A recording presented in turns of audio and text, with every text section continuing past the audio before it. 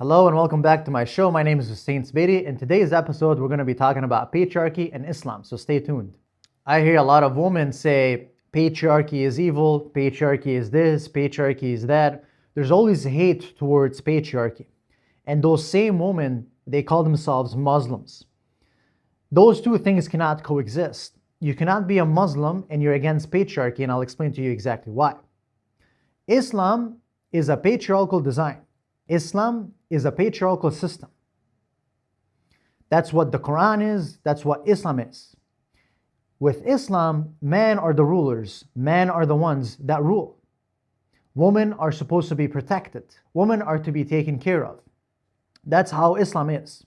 This is why you'll hear the verse, الرجال قوامون على النساء, meaning men are caretakers of women. Men do the killing, they do the fighting, so that they can protect and provide for women. Because women are supposed to take care of the next generation, they're supposed to raise the next generation.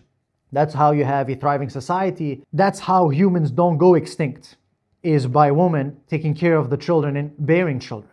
And you also notice that after all of the prophets that God has sent us, God sent us thousands and thousands of prophets. Why didn't He send us one of those prophets to be a female? All of them were males. Men are supposed to rule. Men carry the burden of ruling. Ruling comes with a responsibility. It comes with accountability. And the reason men are meant to rule is simply because of their biology. It's nothing more. It's not because men are better than women. It's simply because the way men's bodies function. Men are stronger. They're biologically wired for directiveness, taking risks, being disagreeable, leading, aggressive, dominance, and so on and so forth, while women are the opposite because of their biology. It doesn't mean that men are better than women or women are better than men. It simply means that we're different, we're complementary. But for that reason, patriarchy is a necessity. Patriarchy is needed. And patriarchy is how Islam is built. So if you're a Muslim woman that says patriarchy is evil, and you're saying that we have to abolish patriarchy and we have to have a matriarchy, well, you have to understand something. When you say that, it means we have to abolish the Quran, we have to abolish Islam, and go by whatever it is that you're telling us to go by, which is a matriarchy. And in fact, for people that don't know what a matriarchy is, woman ruling a country. Well, just to let you know that matriarchies existed in our history. They existed, and guess what? All of them were conquered, all of them were raped, all of them were taken over by, guess who? A patriarchy. You need a patriarchy in order to defeat other patriarchies, in order to defend yourself from other patriarchies that are evil. That's how Islam is. Islam is a patriarchal system. That's what Islam is. That's what being a Muslim is. When you're a Muslim, when you're a true Muslim, you understand that men are the ones that lead. Men are the protectors. Men are the providers. Men are the ones who will rule, not women. That's what Islam is.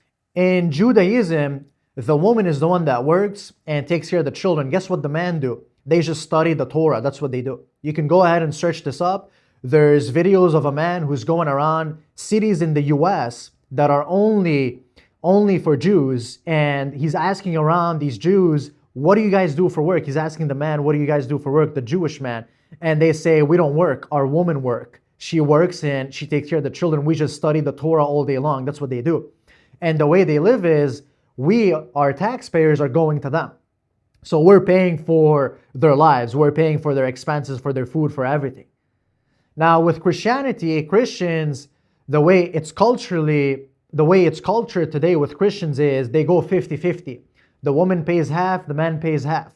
Now look how beautiful Islam is. Islam says the financial burden is on the man.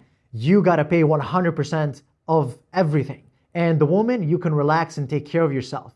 This is how beautiful Islam is. It upholds the woman to a high standard. It puts the woman as a queen. That's what it does. So Islam is a patriarchy. Islam is 100% a patriarchy. The fact that we go out to work so that we can put bread and butter on the table for our woman is in fact a patriarchy. Now, here's the thing that people need to understand. Patriarchy or responsibility comes with accountability. You cannot be responsible for something that doesn't listen to you.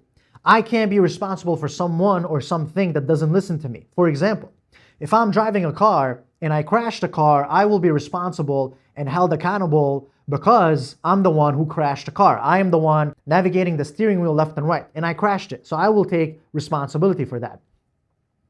Now, if I'm pressing brakes on the car and the car doesn't have any brakes and it's not stopping, I can't be held responsible for the car. The manufacturer has to be responsible for the car because they're the ones who created the car without any brakes, and the brakes are malfunctioning. Simultaneously, if I'm responsible for a woman, but she doesn't listen to what I tell her to do, and then she makes a mistake and she comes to me and she's crying about it, I can't be held responsible and accountable for that. Man cannot lead you if you don't want to be led and if you don't want to listen to them. So Islam is definitely a patriarchy. Whoever says that we need to have a matriarchy doesn't understand the religion itself. They don't understand the history of the religion. They don't understand what the religion is all about. And they don't understand that the only way to survive in today's day and age is with a patriarchy. It's always been that way. You need a patriarchy in order to survive against other bad patriarchies. Now you might be wondering, who are the other bad patriarchies out there? The Jews. That's who. The Jews have been corrupting the world, and they will always corrupt the world because their goal is to take global power of the entire world. So they will do that, and they've been doing that. All the wars that you've heard about, all of the wars relate back to, most of them, 3/4 of them relate back to Jews, because the Jews are trying to take over. They start the wars, they fund the wars, and they do that because they're trying to take over whatever set country they're trying to take over, which is the entire world, by the way. And they usually do that with 4 steps. We're gonna take a look at my notes here because I have everything written down. So the Jews will do a 4-step, they will have 4 steps in order to take over a country. The first step is something called demoralization. Now, demoralization means they will try to break the family unit. They will try to spread filth like transgenderism, liberalism, and homosexuality, the LGBTQ. They will try to spread feminism, because when you spread feminism, you break the family unit. That's demoralizing the community, the country. They will also try to remove your religion from you. They will try to extract your religion. This is why they always fight against Christians and they always fight against Muslims. Because Christians and Muslims that are actually Christians and Muslims have a strong faith in God. They have laws, they have rules, they have boundaries. You cannot tell them, have a drink of alcohol, for example, for Muslims, because they'll say, no, I don't drink alcohol. Sleep around, no, I don't sleep around because my God told me not to. So they'll try to extract your religion from you. That's called demoralization. The second step we have here is destabilization. And by the way, demoralization takes 15 to 20 years. They do that to every country they're trying to take over. Destabilization takes 2 to 5 years. They will destabilize the country. How? They will destabilize the country with the economy, with finance, and with political influence. Political influence in the US, such as Republican and Democrat. They will try to split us and divide us. They will create things like Republican and Democrat to divide us so that we're always in constant war. The economy and the finance, well, guess what? Guess who controls the Federal Reserve in the United States of America? That's right, Rothschild, Jews. So if they're able to control finances, they're able to control the economy, then they're able to extract your religion from you, and then they'll throw feminism out there to make the woman work, pay more taxes, and break the family unit, and they'll also spread filth through the media because they own the media. They own the news channel, the media, the movies. They'll spread filth through that, and then they also own Pornhub, and they also own OnlyFans, which is the 2 most famous websites, one of the 2 most famous websites in the US today. So they've already done demoralization, they've already done destabilization, and the third is crisis. They'll try to create crisis inside the country, maybe a civil war, and then they'll take over the country, which they've already done here in the US. So that's how the Jews function, and that's why you have all these terms. Now, when I speak about these things, when I say these things, people call me crazy names. They call me crazy, he's lost it, a misogynist, he's a sexist, he's a racist, he's a Holocaust denier. They'll put all these labels on me. Listen, we're sick and tired of these things. We don't care about these labels anymore. People are waking up now. This generation is waking up. You can't fool us anymore. We know what's going on. We know what's up. That's what's going on. This generation is waking up. You can label us as much as you want. You know, to me, the funniest thing is when they call you a Holocaust denier. He's a Holocaust denier. Holocaust denier of what? How can I be a Holocaust denier if the Holocaust never existed? You're saying I'm denying the Holocaust. I'm saying it never existed. I'm not denying it. That did not exist. It never existed to begin with. These labels were all pushed. These labels were all pushed by Jews. Oh, he's an anti-Semite. These are all pushed by Jews to make you feel embarrassed, to make you feel pity, to make you feel scared, to make you feel wrong, to make you feel evil. That's what they try to do. They'll try to push these labels on you. They'll call you names. They'll label you so that people don't listen to you. Oh, he's crazy. Don't listen to this guy. Yeah, that's what they said about Kanye. That's what they said about Kanye. And guess what? Guess who was right all along? That's what they said about Adolf Hitler. Guess who was right all along? It's funny how the crazy guys are the ones that turn up to be the true guys, the guys that were telling the truth and the reality. So going back to the main topic here of this video, which is patriarchy. You need a patriarchy. The Jews, they hate a patriarchy. The Jews will try to make your country a matriarchy. And I need to say something very important here. This is why in 2026, I don't listen to women anymore. They're very easily manipulated. They're very easy persuaded. And they're also agreeable. Now, the people that control the media are the Jews. They control Instagram, Facebook, TikTok, YouTube, Google. They control the news outlets, CNN, CNBC, and so on and so forth. They also control the movies, Nickelodeon, Disney, Paramount, whatever. They control all of these. And as I've said in this video, the 4-step plan that Jews put in place in order to take over a country, as we said, demoralization, destabilization, and then crisis, and then they take over the country. That's what they've implemented in this country. And they've already got the woman. They took the woman from us. We've lost the woman. That's why women now think about feminism. Oh, he's a misogynist. Oh, he's this. Oh, he's racist. He's sexist. This is why women are so liberal, because they've pushed these on our women. They've pushed these on our society. So to me, when a woman talks in 2026, I don't listen to her. And the reason I don't listen to a woman in 2026 is because she's been persuaded and manipulated by the Jews. That's why. When you want to break the country, you attack the woman. When you want to break a country, you attack the woman, because if you can manipulate the woman, it's over. The woman stop listening, it's all over. They don't want to get children anymore. They don't want to raise children anymore. They want to open their legs to everybody. They want to be liberals. They want to be transgenders. That's what happens. That's how you break a country. And that's what the Jews did. And they've succeeded.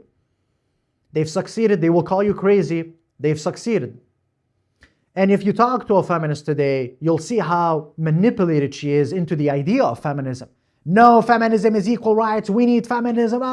And she's yelling and she's screaming and she's emotional and she's all this about an idea that goes against her nature.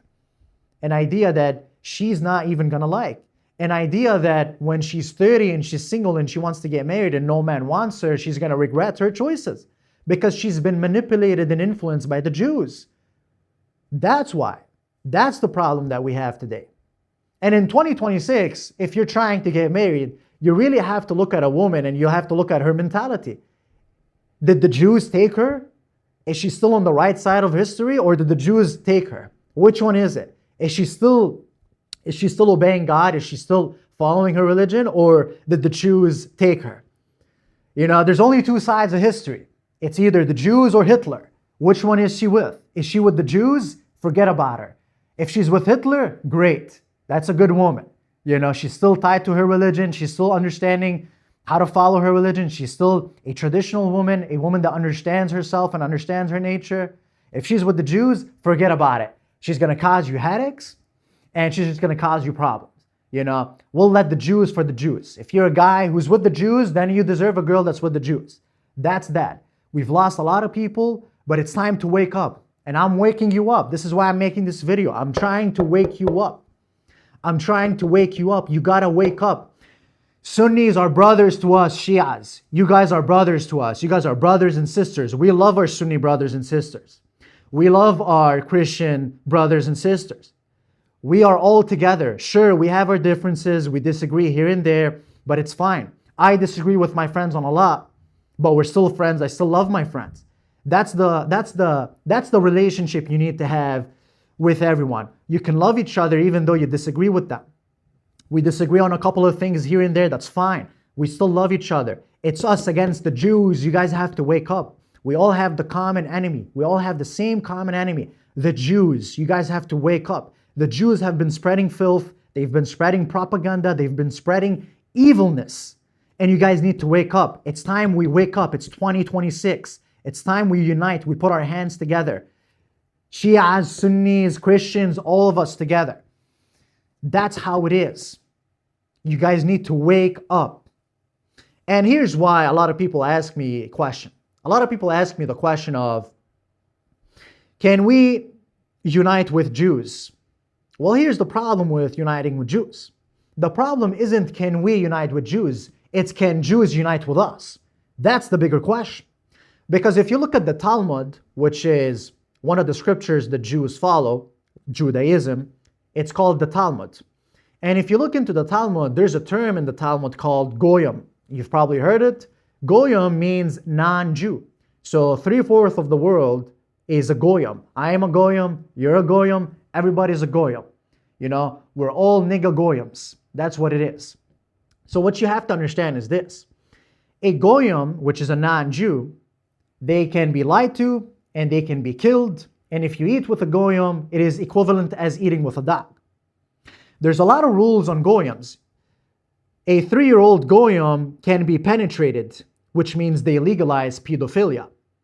Just think about how filthy that is. They have a bunch of rules against goyims. They can kill the goyims because we're not Jewish. And now you have to understand something deeper. If we are goyims and they are supremacists, meaning they believe that they are better than everyone else and they are the chosen people, who is the enemy? Are we putting them as enemies or are they putting us as enemies? The answer is they're putting us as enemies. We never started anything with them. They started everything from their Talmud. They started everything with goyim. You know, they're trying to kill us. We're not trying to kill nobody. No one's trying to kill anybody. Everybody, the Christians, the Muslims, everybody wants to live in peace. The Jews are trying to attack and kill the goyims. That's what they've been trying to do because they're trying to take global power. This is what you need to understand. To them, goyims are enemies, meaning all of us are enemies to them. So they don't want peace with us. They don't want peace with anybody. And it's not with Muslims only. It's with goyims, which is 3/4 of the entire world. Unless you're a Jew, that's different. So that's the problem. The problem isn't are all Jews bad? It's the religion kinda doesn't like us. You know, the religion kinda hates us. The religion kinda wants to kill us. That's the issue there. That's the bigger problem we have with Jews. We don't have anything against Jews. It's Jews have something against us, the goyims. This is the problem. We're not crazy. No one here is crazy. We're just saying the truth as it is. That's what's going on. That's the reality. You can go read the Talmud yourself and you'll see what I'm talking about. The Talmud also speaks about Jesus. It also speaks about Mary and it calls Mary a whore. It speaks about Jesus and it insults Jesus. They also killed Jesus, the Jews. Well, in the Christian book, they killed Jesus. You know, we all know, Muslims and Christians agree that the Jews did attack Jesus. Now, whether or not he died, that's different beliefs in both religions, but we both believe he's the Messiah. You know, we have a lot in common. So listen, Shias are brothers to Sunnis. We all love each other. We love our Sunni brothers and sisters. We love our brothers and sisters from Christianity as well. We love everybody. It's time to unite. That's what it is. It's time to unite because we all have the same enemy in common. We have the same enemy in common. It's the Jews. Okay, they're the ones who labeled us as enemies. They labeled us as goyims, and goyims are to be lied to be killed. You know, they can do all sorts of things to us. They can rape us, and there's no problem with that in their religion. That is the issue. And even if you argue and you say, what about the secular Jews? Well, the secular Jews don't have a moral compass. The secular Jews might be even worse because the secular Jews don't believe in a God. The secular Jews believe they can do whatever they want to do. Why? Because they have no God. They are their own God, so they make up their own rules. That's even worse.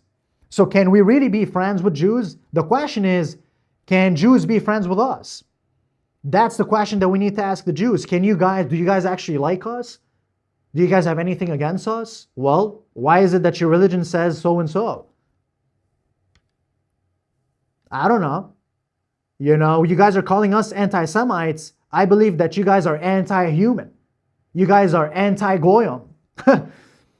Jews will call us anti-Semites, but there are anti-goyim. I don't get it. You guys started with anti-goyim. You guys started with, you want to lie to us, you want to kill us, you want to displace us.